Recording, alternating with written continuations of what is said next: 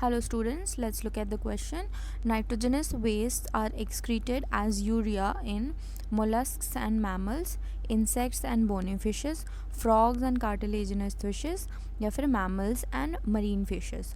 तो इसमें जो key concept है, the key concept here is the excretion of nitrogenous wastes. Key concept is excretion of nitrogenous wastes. ठीक है, अब नाइट्रोजनस वेस्ट जो होते हैं वो बॉडी से एक्सक्रीट आउट होना ज़रूरी होते हैं. तो there are 3 levels of toxicity. Nitrogenous waste जो होते हैं वो टॉक्सिक होते हैं 3 लेवल्स पे होते हैं. On the basis of toxicity एक तरह से हम क्लासीफाई करेंगे. And water solubility.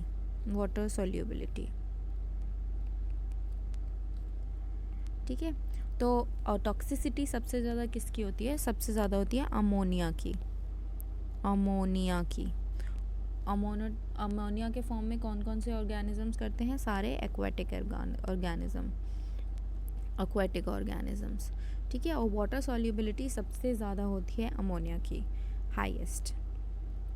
ठीक है, नेक्स्ट कम्स हमारा यूरियोटेलिज्म.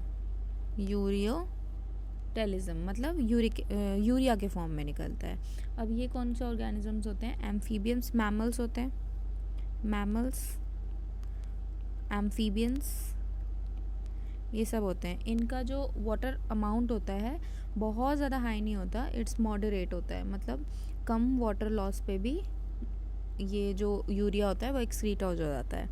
अब होता है यूरिक एसिड के फॉर्म में भी कुछ ऑर्गेनिजम्स एक्सक्रीट आउट करते हैं. वो ऑर्गेनिज्म कौन कौन से होते हैं?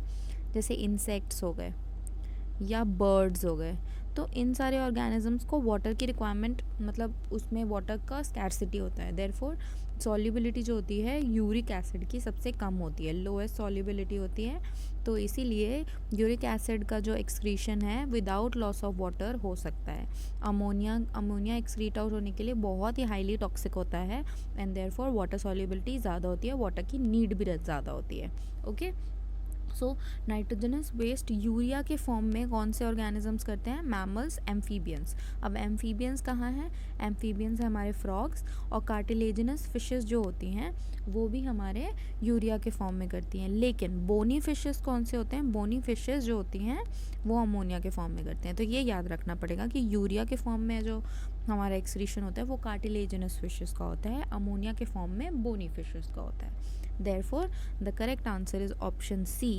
I hope आपको समझ आया हो. All the